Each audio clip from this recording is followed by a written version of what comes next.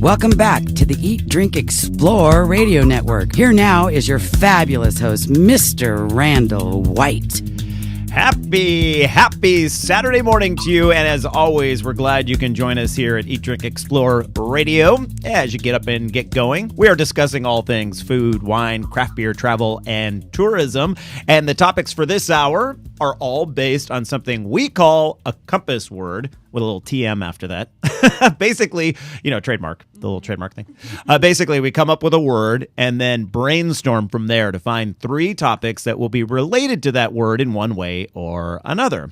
Our topics are, as you might expect, eat, drink, explore related. And this segment, we are tackling the explore aspect of the compass word bubble. I said earlier that we're headed to a national park where bubbles are a key feature.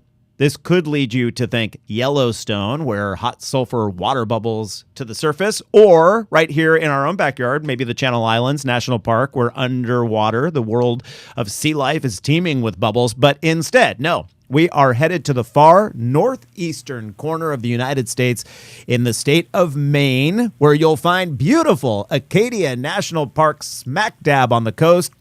And Ranger Becky Pritchard, who joins us now to explain why bubbles are significant there. Welcome to the show, Becky. Hi, thank you. And a very good, it's still morning on the Maine coast.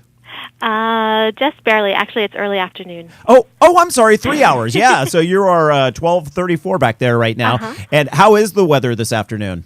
It's a little warm and hazy, but beautiful day on the coast. Yeah, Maine is so gorgeous. I've taken that drive up from Boston, hugging the coast. I like to stop in Rye, New Hampshire, and get some delicious lobster, and then continue on up until you finally make it to beautiful Acadia. About how many visitors pass through Acadia every year?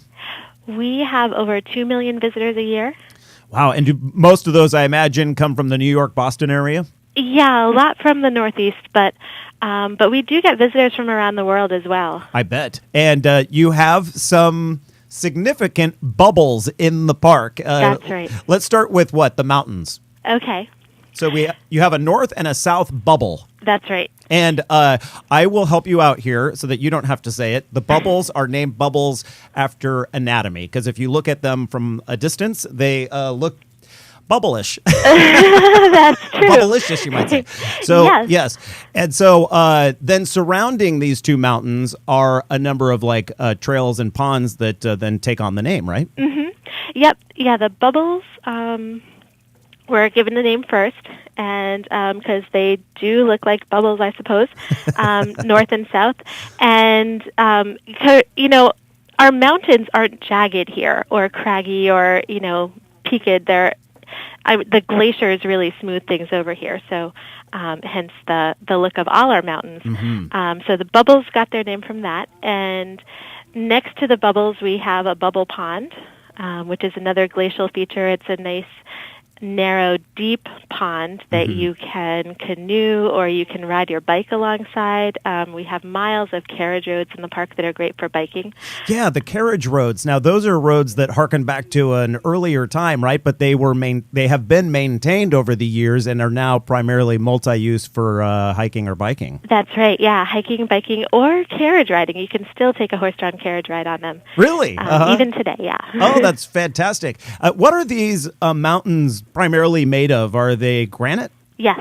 Okay. Yep, they're granite. And the granite formation here is called Cadillac granite, and that's after our tallest peak, Mount Cadillac. Yeah, Mount Cadillac. You see it on lots of T-shirts and mugs and stuff like that in the area. And the main town is Bar Harbor, correct? Mm-hmm. And how would people from, say, Massachusetts pronounce that? I guess I would say Bar Harbor. Because on T-shirts you see Bahaba, which is pronounced Bahaba. Bahaba, yeah. And so because the R is often dropped. In Maine, yeah, that's that region, right? Bahaba. And so, so it is a coastal park. You have these beautiful mountains that come right down to the water. Mm-hmm. And so I imagine that the list of outdoor activities is endless. Yeah, it is amazing. The things that people can do here in such a small national park on the coast of Maine. There's hiking, biking, which I already mentioned. People come here for rock climbing as well. on the cliffs of Acadia, and sea kayaking or taking a boat cruise with a ranger is another popular activity. Right. So there's a lot you can do. We're actually located, most of the park is located on an island, though it's easy to forget that because we're accessible by bridge, but still it's surrounded by water. And what's the name of that island? It's Mount Desert Island or Mount Desert Island. It doesn't matter how you pronounce it. It's How many S's are there? there's one S. There's one S? But it was named by the French, Aha. hence the pronunciation. Yeah. Well, that's interesting. So Mount, most people say Mount Desert, but it should be Mount Desert. Well, locals, for the most part, call it Mount Desert because it's a corruption of the original French pronunciation, désert. Oh. But desert is fine because that is how it was spelled. And the mountaintops are pretty barren, and that's what gave it its name to begin with. Oh, really? Yeah. Oh, that's interesting. Yeah. And so you are a seasonal park. There are the seasons vary greatly in Maine. And I imagine fall is a popular time of year. Yeah. During fall foliage, it is a beautiful time to be here. So our busy touristy season usually lasts into at least mid-October till all the fall foliage is gone, and that's when things start to quiet down here. What are the main trees that change within the park?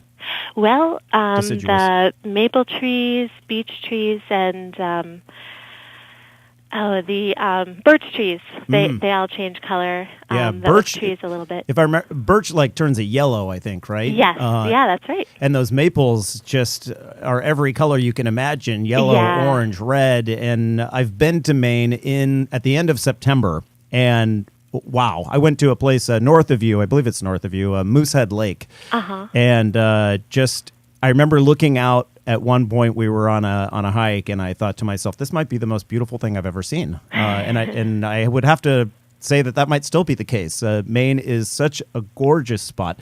Now, within the park, this bubble. How long is the Bubble Trail? If people were to, is it called the Bubble Divide? Yeah, the Bubbles Divide Trail goes between the two mountains, the Bubbles, and that trail itself is under a mile. It's not very long, but it does give you access to both of the mountains. You can veer up and go up South Bubble or North Bubble on the other side. And our mountains are so short here that you could really hike them both in one afternoon. Oh, what sort of change in altitude are we talking about? The bubbles are both about 700 something feet in elevation. So, okay, yeah, you really could. So do less both. than 1,000 feet. Right. There's a hill right here. Well, we call it a hill, but right here called Cerro San Luis, or a lot of locals call it Madonna Mountain. Do you know what the height of that is, Anthony? Anthony? Oh, he's got his headset on. He's not paying attention. I think it might be more than that. And it's funny because, but when you look at these there in Maine, and we are showing some pictures for people that are watching the video feed of our show, looks like a lot more than that and very dramatic. Yes, yeah, they are very dramatic hills. And that's also thanks to the glacier that left some nice cliffs on the southern sides of the mountains and sometimes the eastern sides. I see. Okay. And so as a national park, you have several days a year where it's free to enter. How often does that happen? Oh, that happens 3 or 4 times a year. Do we have one coming up? I don't know. I know. I can't think of one. I know we just had one not that long ago. Yeah, we had in National June. Lands Day not too long ago. Right. And but what is the entrance fee now? It seems like there would be one coming up in the fall. But the regular entrance into Acadia is $20, and that's per vehicle, not per person. And that gives you access to the park for up to a week, so you don't have to pay each time you enter the park if you're coming and going. So it's a really good deal, even when we're not free. So my fantastic producers that I have here, Cora Adama and Patty Pyburn, our news person, both handed me notes that say the mountain I was questioning, Cerro San Luis, is about 1,300 feet. And okay. So that's even higher. That's almost as high as Cadillac. Yeah, and it is a beautiful place to hike, but not nearly as dramatic as what you have there in the park. Everything is, I mean, we have a great setting here, but that setting that you have at Acadia National Park is just stunning. And we also are right on the coast, the Pacific, as opposed to the Atlantic. How close are you to Canada there? We are not too far from Canada. Actually, there used to be a ferry to take you over. Now you do have to drive up around, but you could probably do that within 5 or 6 hours Okay. of driving. And Nova Scotia's off the coast there, right? Yes, yeah. Nova Scotia is straight across. Straight across, and that would be a ferry ride. Yes, except our ferry's no longer running. Oh, I see. Okay, and so you'd have to do it by like a private or fly, I guess, or yeah, do some heavy or paddling? just drive around the peninsula. You could drive. Exactly. And so, does the park rent all sorts of things that you might need for, like, say, paddling in the ocean there? Well, the park itself doesn't rent, but we're very close to Bar Harbor, which is a really a town that has all those amenities. You can rent a bike to take into the park, or rent a sea kayak to take a sea kayaking tour around. So there's things very close. We're unlike a lot of the national parks out west, where we're not so remote. We're surrounded by towns, and so there's a lot of things that you can do in the towns, and even. You could get lunch in the town and take it into the park with you. Yeah, a lot of amenities right there and great food, I remember, in Bar Harbor when I was there. So, hey, Ranger Becky Pritchard with Acadia National Park, thank you so much for sharing the bubbles you have there in your park. Much thank appreciated. You very much for having me. It's been fun. All right, fantastic. Up next, we're talking my favorite type of bubble, the kind that flow up from the bottom of a glass of sparkling wine or champagne. In this case, it is champagne because there's a new diet named after the drink. You're listening to the Eat, Drink, Explore Radio Network live from downtown San Luis Obispo on this Saturday morning. I'm your host, Randall White, and we are back after this very short commercial break.